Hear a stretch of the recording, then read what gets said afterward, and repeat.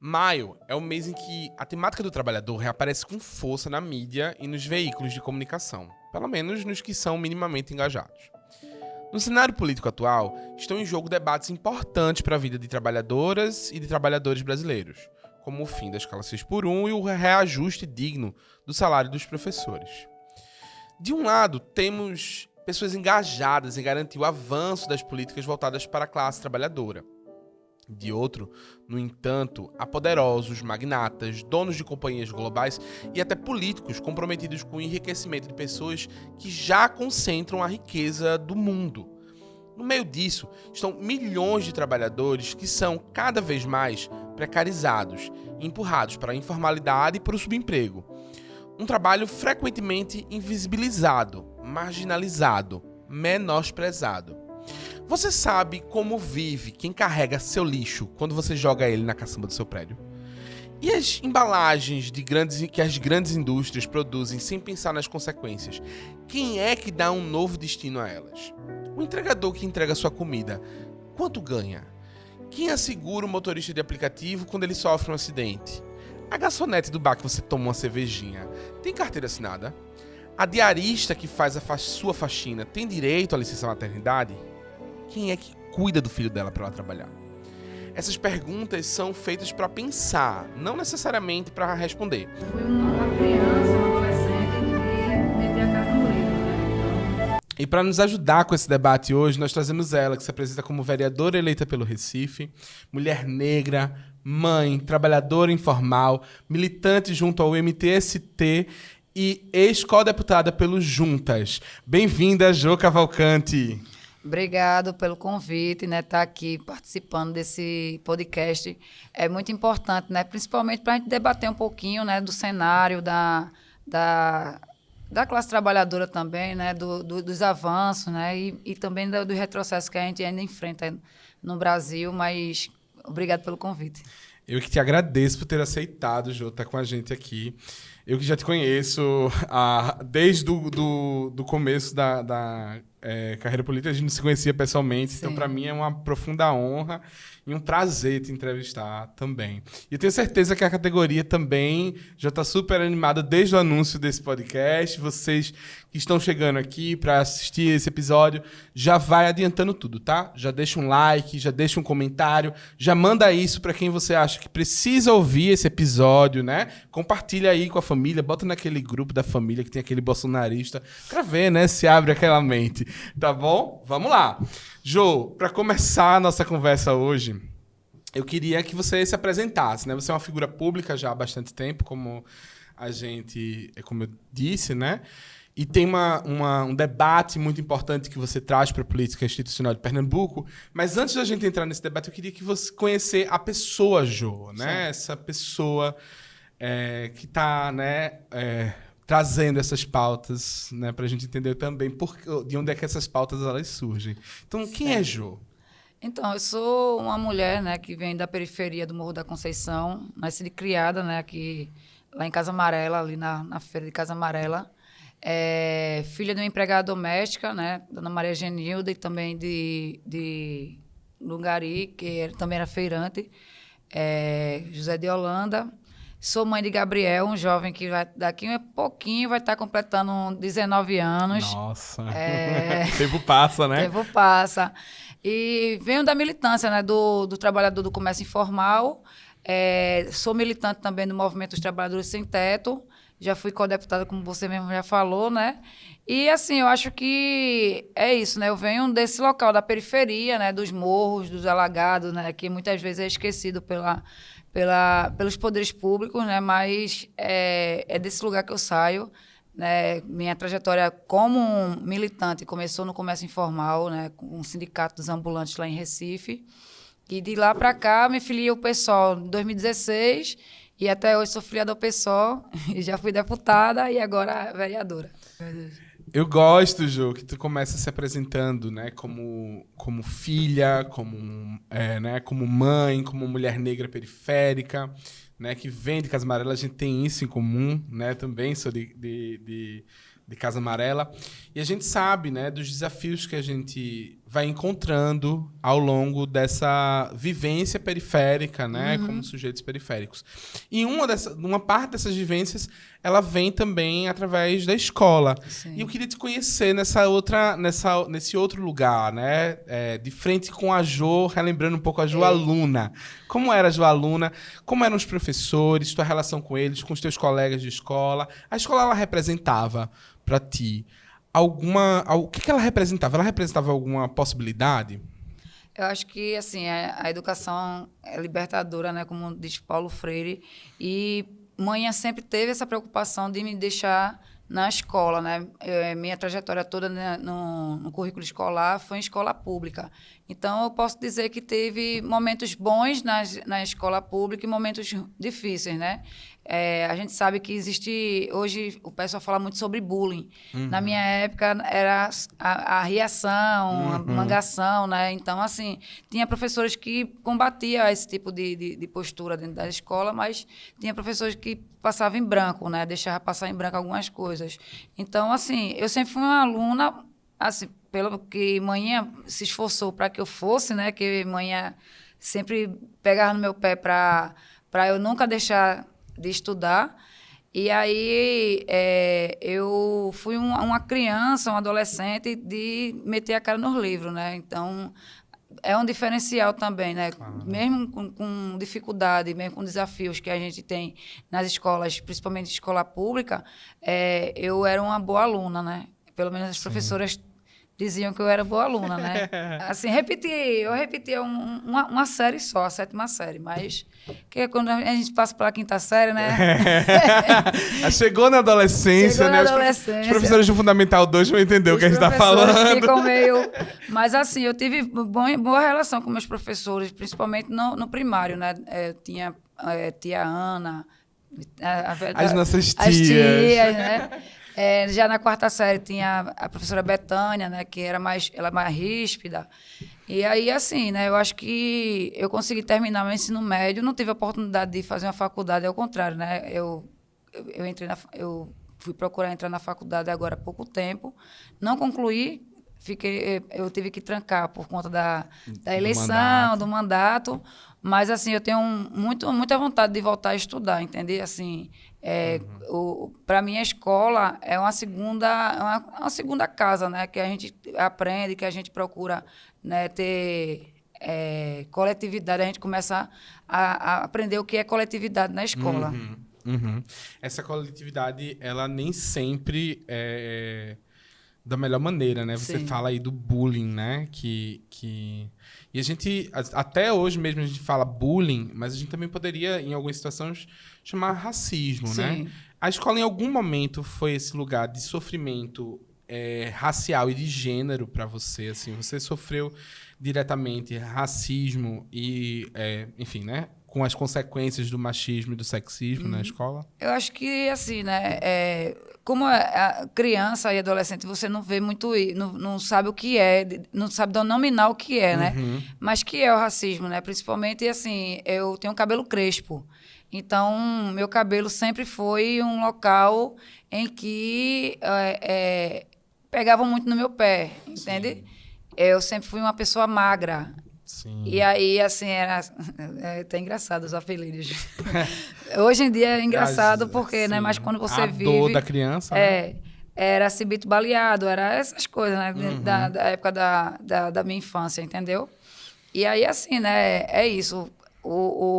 A estrutura ainda não muda também, né? Que se hoje ainda existe esse tipo de coisa, é porque a estrutura não ensinou ainda que não pode fazer dessa forma, entendeu? Sim.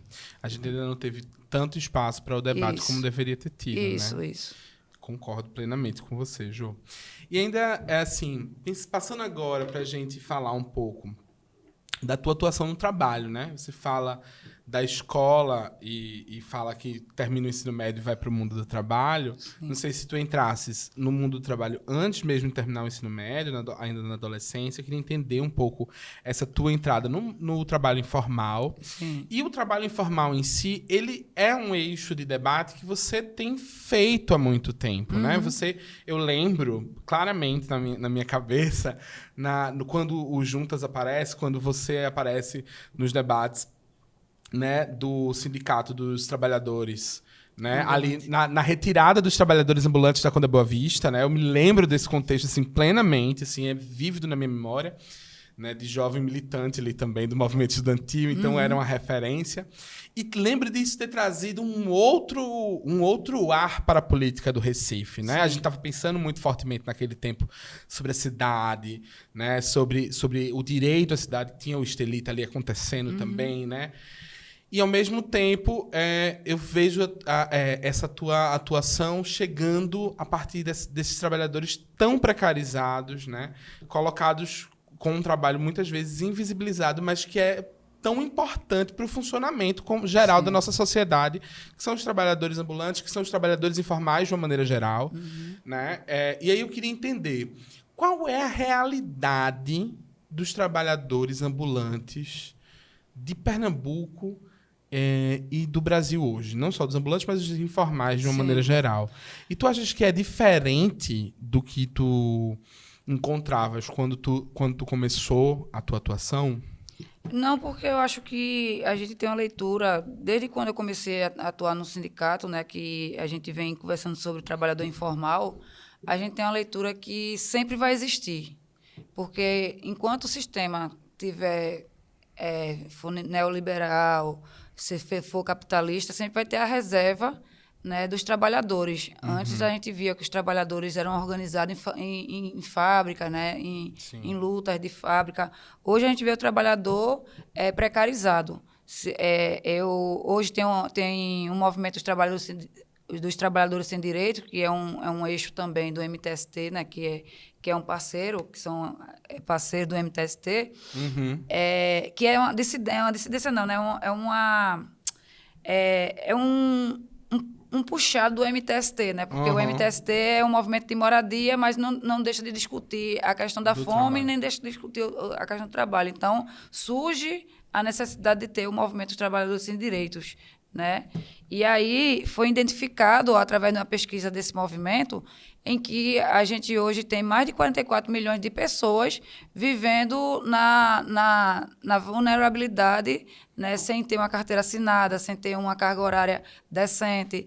Então, assim, de quando eu comecei minha militância no comércio informal para hoje, eu não vejo mudança concreta de mudança de vida dessa classe trabalhadora.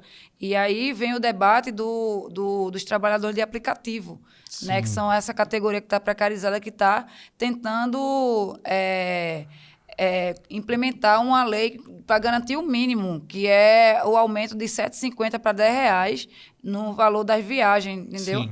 E aí, esse é o trabalhador informal, esse é o trabalhador que não...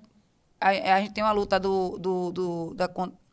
da contra-exploração do 6x1, mas tem trabalhador que trabalha 7x0, entende? Né?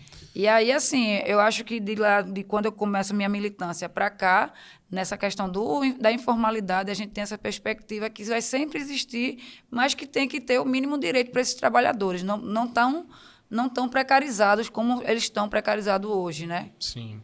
Imagino que seja um cenário bem assim, semelhante e talvez até pior, né? Você traz essa coisa dos trabalhadores de aplicativo e a gente não tinha os aplicativos quando começa ali, né? Ou era muito incipiente, né?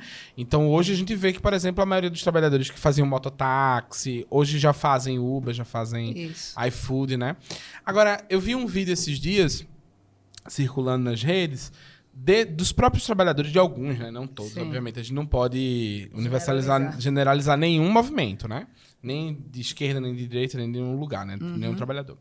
Mas eu vi alguns trabalhadores do iFood mostrando, assim, era um vídeo bem sensacionalista, com algumas pessoas, alguns trabalhadores sentados, sem corrida. Sim. E aí eles diziam, tá vendo? Foram lutar para aumentar o valor da corrida, agora não tem mais corrida, não tem mais... E aí fica aquela questão assim, eu vou lutar, que é uma questão que a gente incorre em todas as áreas do trabalho, né? A gente chega para professores e diz assim, isso não vai mudar nada, isso não vai servir de nada, para que eu vou lutar? Eu só vou perder, era melhor... E aí o rapaz, ele diz no vídeo, né? Era melhor uma corrida mais barata, R$ 1 mais barata, ou é melhor agora, quando você tá sem corrida nenhuma? Então coloca esse trabalhador contra a parede Sim. da precarização dele, né? E esquece a empresa. Como é que a gente pode tentar, de alguma forma, né, mediar esse tipo de relação nas relações É a públicas? questão, assim, eu acho que o trabalhador hoje tem uma dificuldade da luta de classe, sabe? Eu acho que tem isso. Então, os movimentos sociais existem para também fazer essa ponte, né, de informação a esses trabalhadores, entendeu? Porque eu não vou dizer que só tem trabalhador de aplicativo de esquerda, porque não tem isso, entendeu? São trabalhadores. São trabalhadores que estão sendo precarizados por um sistema que hoje não tem patrão para dizer que vai assinar carteira ou então vai dar uma garantia que ele não caia num hospital e não tenha garantia nenhuma, entendeu? Esses trabalhadores aí, infelizmente, a extrema-direita vem pautando eles também, né? E quando a gente fala sobre um projeto de lei que foi trabalhado e foi feito com os trabalhadores, e quando chega na mão do relator, o relator tira todos os direitos, o mínimo de direitos que os trabalhadores estavam lutando, e coloca o governo federal contra esses trabalhadores, contra o governo federal, é uma narrativa de disputa. A gente está num momento de disputar a classe trabalhadora que está sendo precarizada. Sim. Então, assim, vai existir esses vídeos, porque a extrema-direita está aí fazendo a desinformação. Mas, por outro lado, tem trabalhadores realmente que estão acreditando, que realmente acreditam que pode mudar esse sistema. Então, na tua perspectiva, esses trabalhadores precarizados, eles estão também em disputa. Em disputa de classe. Tanto pela direita quanto da esquerda. Tanto é, né, que Guilherme Boulos agora está com o governo na rua, mas também está indo nos territórios onde tem esses trabalhadores de aplicativo para informar a verdade, né? Que o próprio Guilherme tirou de pauta, pediu para Lula tirar de pauta o projeto de lei que beneficiava e foi rediscutido e remodelado por um deputado federal, que é Augusto Coutinho, que é daqui de Pernambuco, né, que ele colocou mais direitos para os patrões do que mais os direitos que os trabalhadores estavam querendo, entendeu? E ainda mais com desinformação para a classe trabalhadora, dizendo que o governo federal era contra isso. Por isso que tem essa narrativa. Sim. Por isso que quando chega na base, as pessoas não são informadas da verdade. Sim. Por isso que é importante a gente estar sempre nas redes sociais falando a verdade, e nesse momento agora que a gente está vivendo de polarização e mais uma eleição, né, que a gente vai vir por aí pela frente, tem que estar muito esperto nessas narrativas. É uma guerra de narrativas que pessoas de todos os lugares e todas as classes sociais caem também, né? Eu tenho visto também professores caírem nessas narrativas, né? Que no final das contas colocam a classe trabalhadora contra a própria classe trabalhadora. Né? É estratégico. Eles querem nos dividir, né? Eles querem nos dividir para conquistar. Outro ponto importante para tua militância e para tuas pautas, Ju, é o MTST, né? Tu falaste também. Como é que você chega no MTST primeiro? Me conta um pouquinho. Então, né, eu já atuava na militância do comércio informal, né? Então, em 2016, quando a gente se filia ao PSOL, a gente vai para uma candidatura, né? Que é a candidatura do companheiro Severino, que hoje ele é assessor do ministro. E nesse período a gente elege Ivan Moraes. Sim. E aí o nosso agrupamento assim, se reorganiza e naquela questão do direito à cidade ainda está muito em cima, o golpe de Dilma, essas coisas todinhas. E aí a gente tem a oportunidade de conhecer o movimento, né, dos trabalhadores sem teto através de uma de um DVD que tinha lá na casa de Severino. E aí ele foi apresentado o movimento, né? Severino apresentou o movimento a gente, disse que Guilherme Boulos era uma liderança que a gente não conhecia ainda, que a gente precisava conhecer. Nossa. E aí, assim, eu assisti, a gente, foi até na época que uma das ocupações do MTST estava sobre risco, que era a Nova Palestina, que tinham mais de 1.200 famílias que estavam para ser despejadas. E aí eles fazem essa caminhada.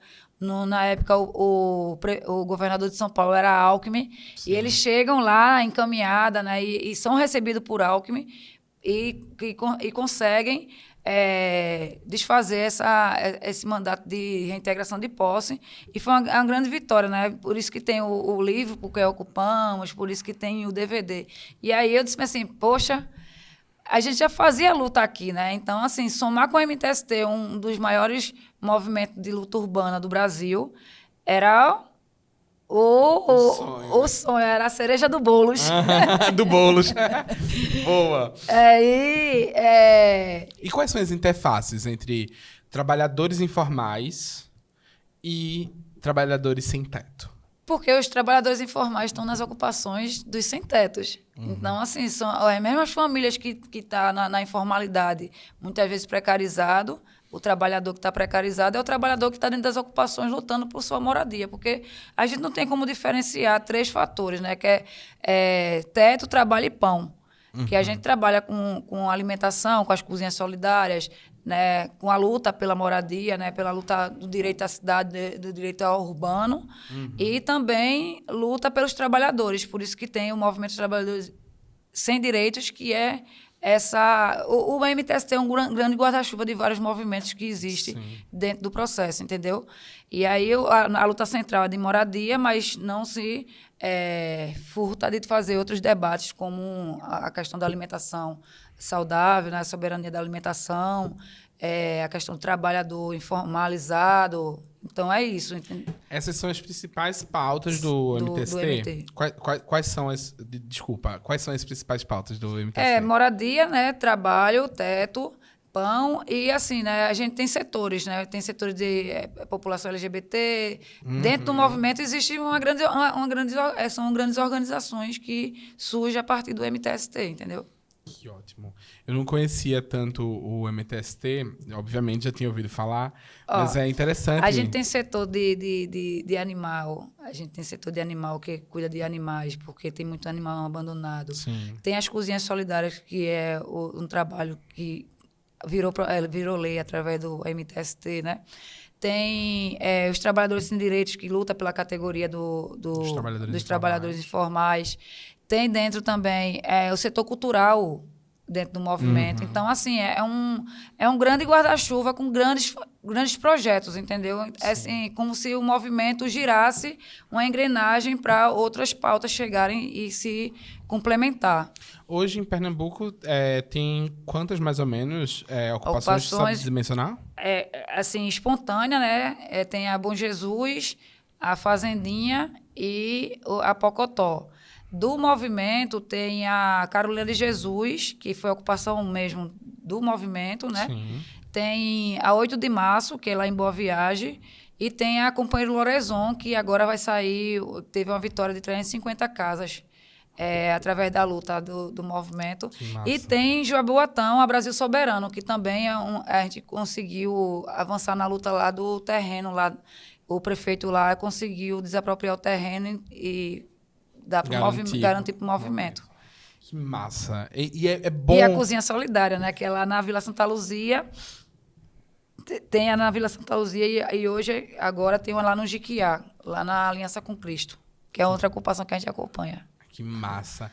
É bom saber que as ocupações elas estão florescendo também, que tem um espaço para essas ocupações, porque o debate sobre a cidade passa muito sobre isso, né? Sim. A expulsão dos trabalhadores, que são trabalhadores que vivem ali perto, né, do seu trabalho, e que quando são expulsos da cidade, desse convívio da cidade, principalmente nas ocupações, né, como a gente viu, por exemplo, a cidade do Recife passou muito por isso ultimamente, né? João Campos, ele, em nome de um, entre aspas, progresso, né, Privatizou, não. da cidade do Recife, ele desocupou várias comunidades que não eram ocupações nesse momento, né, já eram áreas periféricas, que foram abertas para passar pontes, né, e você vê um trabalho de uma vida inteira sendo ali... E o pior de tudo nesse processo de remanejamento, de retirada das pessoas,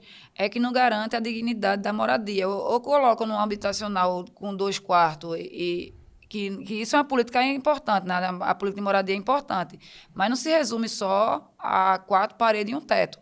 Se resume também ao território, o pertencimento, a localidade, porque assim...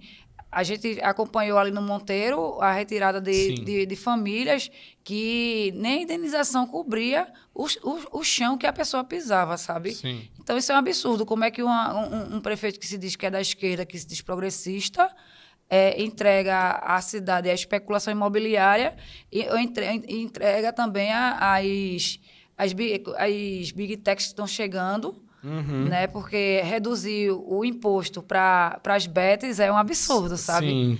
E também essas empresas que estão aqui querendo privatizar a cidade, né? Que nem aconteceu nos parques agora. Sim. Que é a concessionária Viva Parques, que está gerindo os parques da cidade, tá transformando uma área de lazer pública em uma área privada para inglês ver, sabe? Sim. Shopping quase, né? Isso. Inclusive, né, na Jaqueira tá tendo uma denúncia que... O BMX, que eu tinha uma pista de BMX lá, a gente atuou no caso da... Quer dizer, a gente está atuando nessa questão das privatizações, né? Porque daqui a uns dias a gente vai botar o pé para fora de casa e vai ter que pagar um pedágio, sabe? Estão querendo privatizar a Praia do Pina, estão querendo privatizar, já estão fazendo, né? Já fecharam o Teatro Dona Lindu já para Tapumaru para fazer obras da iniciativa privada, sabe? Sim. E aí estão querendo estender para a beira da praia, né? E para o centro da cidade, como esse processo do Distrito Guararapes, que nem sequer os trabalhadores que trabalham lá ali na Guararapes estão sabendo o que vai acontecer com eles. Sim. Porque o projeto é um projeto de Europa, é um projeto que aconteceu já em São Paulo, que só fez Airbnb para alugar, sabe? Sim, encarecer a cidade. Encarecer, né? A né? cidade. E você fica, né, pensando nessas coisas acidentais, né, que vão acontecendo. Um incêndio aqui, uma comunidade que de repente começa a ficar muito mais violenta do que já era. Outra que as casas começam a cair, Isso. né, do nada. Isso. E aí a gente vai vendo a cidade, de repente, os pobres, né, desaparecendo dali daquele cenário da moradia dessa cidade, principalmente no frente d'água, e aparecendo cada vez mais nas zonas de limite, né, nas periferias, né? Nosso mandato, a gente fez um projeto junto com a Secretaria Nacional de Periferias, que era a Caravana das Comunidades, entendeu? Assim que a gente entrou, a gente planejou fazer visitas pontuais nas comunidades para saber qual é a demanda. A demanda tem uma demanda lá em Coqueiral, que são 4 barreiras que, se na próxima chuva for tão grave como foi os últimos anos, aquelas barreiras vão cair, vai morrer mais gente. E aí, a gestão municipal nem sequer tem um projeto, mostrou um projeto à população para dizer que vai fazer, que vai atrás do dinheiro. É um projeto, uma barreira de nível 4, que não tá, que inclusive não está no orçamento da prefeitura. Como é que a prefeitura faz empréstimo a bancos internacionais? Promete que vai fazer melhorias nas comunidades e o projeto que a gente vê é só retirada e aí abandono. Não existe isso, sabe? Difícil, né, fazer política hoje em dia no Brasil e em Pernambuco também não é fácil, né? Porque a gente, de alguma forma, está nas mãos das famílias e das oligarquias de Pernambuco, né? E eu queria pensar contigo, qual o papel da gente, eu digo assim, da gente como a gente, que vem da periferia, que sofre, né, com esse racismo ambiental também, né, Sim. essa expulsão dessas áreas. Como é que tu vê? Quais são as potências que tu vê na atuação das pessoas, de pessoas comuns, sei lá, minha mãe, por exemplo, né, que é uma pessoa da periferia, mas que não tem nenhuma inserção, por exemplo, de movimentos sociais, né? O que lugar tem para essa pessoa Eu acho que, assim, primeiro procurar se informar. Que eu acho que é como a gente começou a fala, né? Que a educação é libertadora quando a gente começa a se informar das problemáticas, a saber a quem vai cobrar, a saber aí no órgão público também e cobrar, sabe? Cobrar do vereador, cobrar do prefeito. Que eu acho que esse é o papel do cidadão, é cobrar de quem está no espaço de decisão. E a gente que faz movimento social, a gente continua com o nosso trabalho, né? De formiguinha, né? De formação, porque assim, você entra na ocupação, você só entra na ocupação por causa da casa. Mas lá ali no dia a dia, você vai tendo a convivência coletiva e você vai ter que ajudar seu vizinho, que isso acontece nas comunidades, né? As mulheres negras são assim, né? Elas, quando não tem com quem deixar o menino porque falta creche, ela tem a vizinha do lado que pode ajudar, né? Então, eu acho que é nesse sentido. Primeiro, se munir de informação, saber quem vai procurar e cobrar. Perfeito. Concordo contigo. Me diz, queria já, né, direcionar um pouco para a tua atuação política institucional, né? A gente está falando mais aqui obviamente, atravessa tudo, né? Mas a gente está falando mais aqui das atuações nos movimentos sociais. Agora, voltando um pouco para a tua atuação na política institucional. Explica pra gente, primeiro, o que é o Juntas, né? Para quem não sabe, para quem, diferente de mim, não votou no Juntas. Não. Me explica o que é o Juntas. Então, foi uma ideia que surgiu ainda em 2018, né? De um mandato coletivo que já existia no município de Alto do Paraíso, em Minas, né? Minas não, em Brasília. Alto do Paraíso é Brasília, né? Brasília, Goiás, ali, aquela área dali. E aí teve a primeira iniciativa com o pessoal lá de BH, né, que foi a Gabinetona, e através desse processo da Gabinetona, com o projeto do Ocupa Estelita, Ocupa Estelita não, Ocupa Política, Ocupa Estelita é tanto Ocupa, Ocupa Política, e aí surgiu essa ideia de ter uma candidatura coletiva, né? Então, as juntas foram apresentadas para mim nos 45 do segundo tempo, porque eu me coloquei para ser candidata a deputada estadual, né? Diálogo com o movimento, como é que a gente ia fazer, não sei o quê. E aí a gente foi apresentado através de Carol, né? Carol Vergolino. E aí a ideia era massa, mas como é que a gente ia explicar para o povo, né? O que era um mandato coletivo? Então a gente teve esse cuidado de explicar às pessoas como ia ser, quem ia ser a cara da urna, e se podia, não podia, né? Não pode o coletivo todo, mas a cara na urna, uma pessoa usar o CPF pode. Sim. Então, foi nesse processo todinho a gente chegou onde a gente chegou, né? O primeiro mandato coletivo aqui de Pernambuco. Eu acho que, para contar a história de Pernambuco, hoje tem que contar a história das juntas, né? Que foram 5 mulheres que, naquele momento tão difícil, de 2018...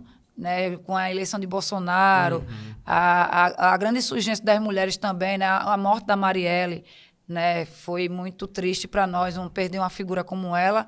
E aí a gente hoje tem esse relato para dizer que teve um mandato coletivo que deu certo aqui em Pernambuco, que terminou o mandato, que entregou coisas importantes aqui para Pernambuco. Inclusive, a gente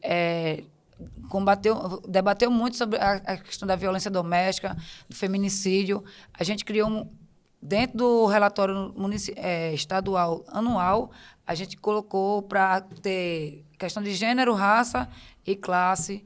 Então, assim, a gente impediu que mais de 1.800 famílias fossem despejadas aqui em Pernambuco, através do projeto Despejo Zero.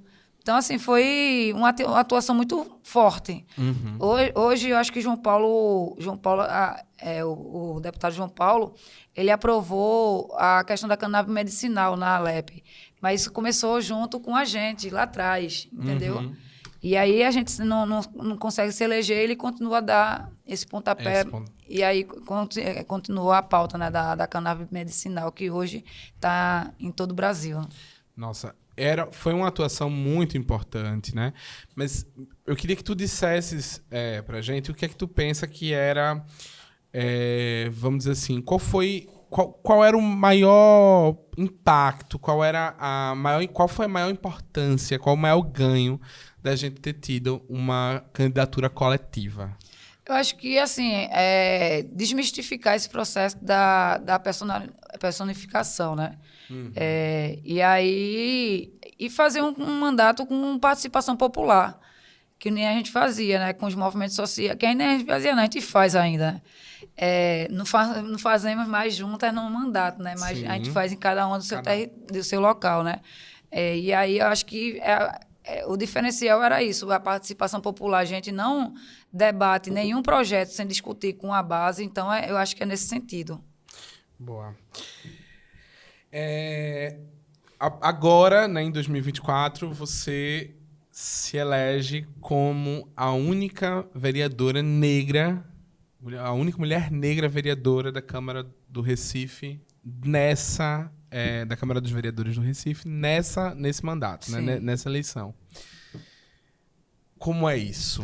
Qual é o impacto disso? É mais um desafio, né? Eu acho que o espaço institucional, a gente tem que parar de dizer que somos não é parar de dizer, é dizer para o sistema que a gente está cansado de ser a única, a gente está cansado de ser pouca, a gente está cansado de estar na institucionalidade, mas ainda pouco representada, né? A gente soma a maioria das mulheres populacionais que são votantes, mas quando você vai ver dentro dos espaços de decisão, somos poucas ainda, né? E quando você vai lixando assim, LGBT, né? População negra, aí que vai reduzindo mais ainda. Então, assim, é importante a minha presença ali para ser a representação, mas era importante que tivesse mais de nós ali dentro. Porque é muito difícil você manter um mandato de única parlamentar negra num local, um sistema racista e preconceituoso, misógino, que todo dia a gente é agredida dentro dos espaços. Não só eu, mas como as outras companheiras também que estão lá, né, de maneiras diferentes, uma com mais preconceito, outras com menos preconceito, mas que existem no preconceito na questão de gênero das mulheres na política, principalmente nós mulheres negras. Por isso que é importante esse mandato dentro da Câmara Municipal de Recife. Tem muitos desafios que vocês têm enfrentado ali dentro. Obviamente, eu imagino que o racismo, o sexismo, a misoginia e outras demandas, né, outros preconceitos, outras mazelas sociais também atuem ali de uma maneira muito forte contra você. Sim. Quais são os principais desafios que vocês têm Primeiro, eu enfrentado? acho que é nossa posição dentro da casa, né? Que eu sou independente. E ser independente sozinho é complicado. Porque, de um lado, está a base, que é ligada ao município, né? Que é ligada à gestão, e do outro lado tem o setor bolsonarista. Então, você tem que fazer um mandato coerente com sua pauta também, com seu jeito de trabalhar, mas também tem que ter um mínimo diálogo dentro dos pares, porque a gente, infelizmente, não faz política sozinho, porque se você for passar um projeto, você vai ter que ter apoio dos parlamentares, né? Mas, assim, a nossa posição é uma oposição mais à esquerda do que tem lá dentro da Câmara, mas é uma oposição ao bolsonarismo. Sim. Que existe dentro da Câmara, que hoje está bem organizado, né? Eu acho que quem acompanha as redes sociais, quem acompanha a política hoje, vê o quanto se é falado dentro da Câmara, né? Como é que agem os bolsonaristas dentro das câmaras, né? Então, é isso. A gente tem essa posição independente e o meu desafio é muito nesse sentido. Porque ter o respeito de ter um mandato popular de uma mulher que vem de uma base popular e fazer a política nesse contexto onde um lado é mais a gestão e o outro lado é mais Bolsonaro. Difícil, né? E é difícil ver o avanço desse bolsonarismo tanto nas câmaras municipais, como na estadual, como na esfera federal, ver o quanto ele se capilarizou, né? O quanto tem pessoas que votam nessas pessoas e que às vezes não tem nem dimensão de que elas estão votando contra elas mesmas, na verdade, assim. Como é que você acha que a gente pode combater o bolsonarismo? Eu acho que a gente aprendeu na última campanha, quando a gente foi para a rua para eleger o presidente Lula, que tem que escutar também. Entende? Porque, assim, muitas vezes essas pessoas que são bolsonaristas é seu parente, é seu amigo, é seu vizinho. Entendeu? Então, assim, trazer a realidade de uma forma, de uma perspectiva que você escute, mas também você tenha um contraponto para dizer, bicho, tu sabe que Bolsonaro não vai taxar os super ricos, porque e não se coloque como um rico, não, porque você tem um carro, não. Porque enquanto você está pagando imposto desse carro, tem um cara pagando muito menos que você no jatinho. Entendeu? Então, assim, eu acho que a educação, a escuta é importante nesse período que a gente está vivendo, porque é isso, parece que a política hoje polarizou de uma forma tão grande que você não para escutar o seu semelhante, né? E isso o movimento social mostra muito, né? Hoje a gente não pode falar que a culpa do Brasil tá desse jeito é dos evangélicos. Porque dentro das ocupações tem pessoas que são da religião evangélica, né, que está lutando pela sua moradia, mas está lá dentro, mas escuta o pastor, porque o pastor está lá dentro da comunidade todo dia. Então, a gente tem que aprender um pouquinho com isso, sabe? Quando a pessoa fala, não, vamos voltar para a base está lá, está organizada. Se você for dentro de uma comunidade, ou você vai ter um grupo de jovens fazendo hip hop, ou você vai ter um grupo de jovens lendo a Bíblia, ou você vai ter que andar com essa situação. E aí a escuta é importante. O que é que está sendo escutado? O que é que está sendo falado? Bem importante, né? E, às vezes a gente tem uma dificuldade de ouvir, né? A gente foca mais no falar, né? E aí minha mãe dizia, né? Você tem uma boca e 2 ouvidos, né? Escute mais do que fala. Isso. Em 2025, tu escreveu um texto para o Brasil de Fato, né? Você é colunista do Brasil de Fato também. E aí você escreveu um texto para o Brasil de Fato e eu quero tomar emprestado o teu título, né? E fazendo como pergunta, por que a renovação política do Senado é essencial contra o avanço do bolsonarismo e da extrema-direita? Primeiro, a gente tem um Congresso Nacional hoje, né, muito inimigo do povo. Assim, a gente tem poucos parlamentares lá que realmente estão se preocupando com a situação atual do país, né? O Senado Federal não é diferente. Se você for olhar, né, o presidente Alcolumbre, né, muitas vezes senta nas pautas que importa à sociedade. Então, dentro desse aspecto da política que a gente vive hoje, é importante a gente estar ocupando esses espaços, principalmente nós que somos mulheres que vêm de uma base social, somos mulheres negras, porque se você for olhar o retrato do poder, ele não é negro, ele é branco. E isso ainda tem uma falta, tem que ter uma reparação histórica também das nossas posições dentro desses locais, entendeu? Por isso que quando a gente escreve que tem que ter a representação, que a gente não se sente representado no Congresso, né, nem no Senado que quer, que está aí posto, é justamente nesse sentido, né, de dizer que a gente também quer enegrecer esse Congresso. É o Congresso, é também o STF, Sim. né? São todos esses espaços de poder, né, que a gente vê uma maioria branca tomando decisões, enquanto, por exemplo, a maioria da população é negra. Negra e parda. A maioria da população que o MTST hoje atende, ela é uma maioria branca masculina? Não é feminina, né? Inclusive a coordenadora nacional do MTST é uma mulher, né? Então, assim, as ocupações são homens trabalhadores, mulheres trabalhadoras, negros e pardos. E muitas vezes nem se sente negro e pardo, porque a história tenta apagar a nossa história todo o tempo, né? E aí é isso. Acho que é nesse sentido aí que o artigo foi para dizer que a gente pode também estar ocupando outros espaços. Pode mesmo.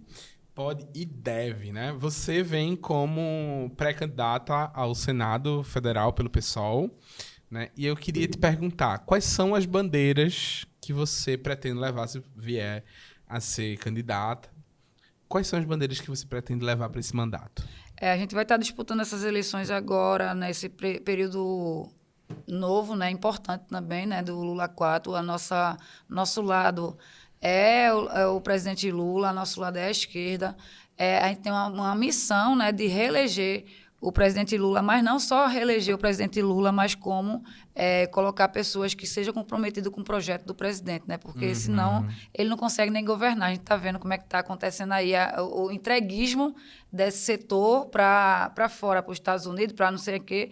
E aí eu vou estar nesse processo das eleições defendendo as pautas que eu já defendo, né? A população negra, a população LGBTQIAPN+, né? A gente tem uma aproximação, a gente é aliado da pauta, tem a questão da moradia, que isso é essencial, do trabalho também, que é essencial, e entre outros, né? Cultura, a gente já atua em alguns setores, não, como eu estava falando logo cedo, né, com o companheiro, que a gente não tem esse diálogo mais profundo, né, no setor cultural, mas a gente trabalha com os maracatu, capoeira. Então, assim, são esses eixos que a gente... Vocês têm atuado também com a população jovem, né? Sim, Nesse sim. setor que são os jovens do Islã também, né? Isso, Das batalhas de das rima. batalhas, do hip hop.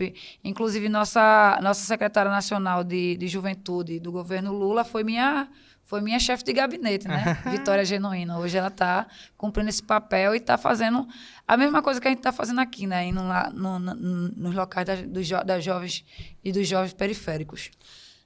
São muito importantes, né? É o público que a gente atende como professores e que muitas vezes a gente não tem o maior dos contatos, né? Porque também o professor ocupa esse lugar, obviamente, ao mesmo tempo de referência, Sim. mas de autoridade, né? Sim. E eu acho que ali naquele lugar que a juventude vai se criando, tem muita potência, não tem, Jô? Tem. Eu acho que hoje a gente tem... Só em Recife a gente tem o quê? A Batalha da Escadaria, né? Tem o pessoal lá do Islã, tem a jornalista Lene mesmo, que ela faz um trabalho ali no Pai de São Pedro. Então, tem uma potência, tem uma cena aí que a gente tem que explorar, né? A juventude negra precisa viver e precisa ser ouvida, né?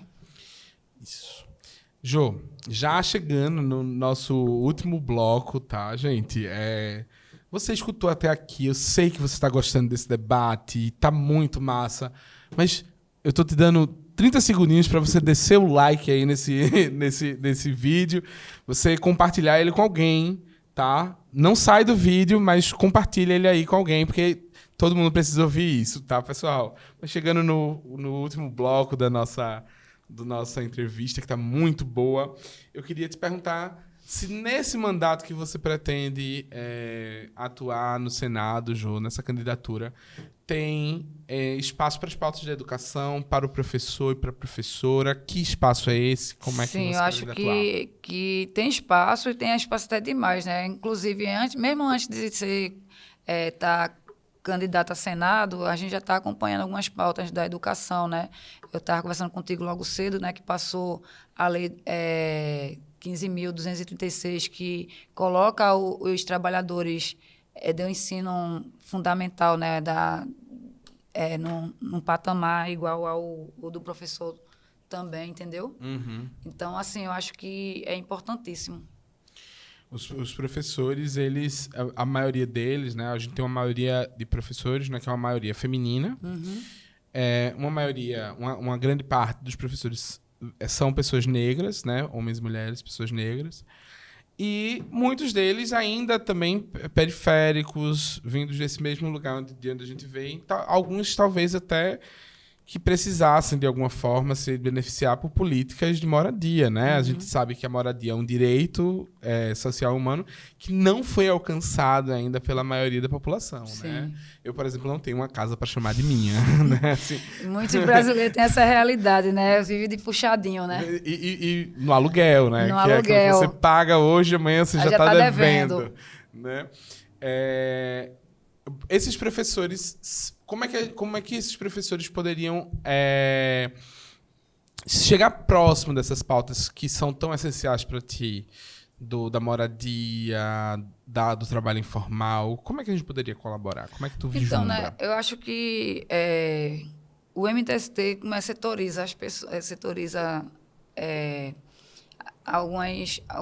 alguns parceiros, né? Uhum. Então, assim, eu acho que o movimento que tem esse papel de estar trazendo as pessoas para estar debatendo a moradia, né? Então, eu sou a parlamentar que sou a ponte desse processo, né? Eu não sou a última, né, de colocar. Então, acho que a primeira coisa é se aproximar dos movimentos sociais, saber as demandas, né, e a gente ir dialogando como é que a gente pode estar chegando mais perto, chegando mais junto das comunidades, porque é isso, né, o MTST mesmo tem vários projetos, né, com universidade, com a ONG, com escolas. Então, eu acho que nesse sentido que a educação pode estar se aproximando mais da base, né, do movimento. Acho que o movimento é essencial para qualquer aproximação com a população. Massa. Jô, para finalizar, fechar mesmo nossa entrevista, a gente sempre pergunta, né, aos nossos entrevistados no final, o nome do nosso podcast é Conselhos de Classe, e a gente queria te pedir, se você pudesse dar um conselho que servisse para todos os professores do Brasil, vou dar essa colher de chá, também não é do mundo todo, é só do Brasil apenas, né, desse lugarzinho pequenininho. Sim. Se você pudesse dar um conselho que servisse para todos os professores do Brasil, qual seria? Que não despece a luta, não despece a militância, porque eu acho que o sistema tem isso, né? Muitas vezes quer dividir a classe trabalhadora. Então, a classe trabalhadora consciente e unida consegue muito mais coisa de que está se dividindo. Incrível. Muito obrigado, Jô. Te agradeço imensamente. Você que nos assistiu, que chegou até aqui, já sabe o que tem que fazer, compartilha lá, eu sei que você gostou, deixa um comentário aqui, faz perguntas pra Jô, faz perguntas pra gente, quem sabe a gente não volta em outro momento para respondê-las também. E foi um prazerzão, Jô, estar contigo, muito obrigado. Eu que agradeço. E te desejo muita sorte para esse ano. Vamos embora. Vamos embora.